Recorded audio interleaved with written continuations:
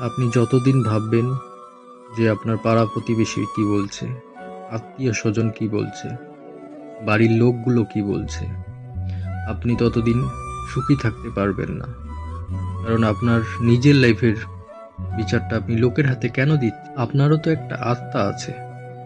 সেই আত্মার সঙ্গে একটু কথা বলে দেখুন না, সে কি বলে।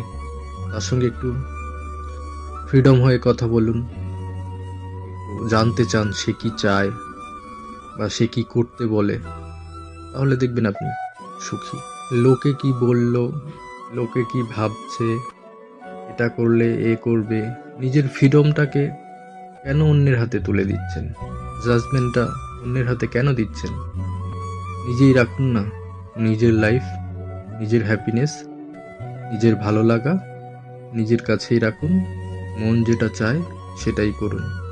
আজকে আছি, কালকে নাও থাকতে পারি।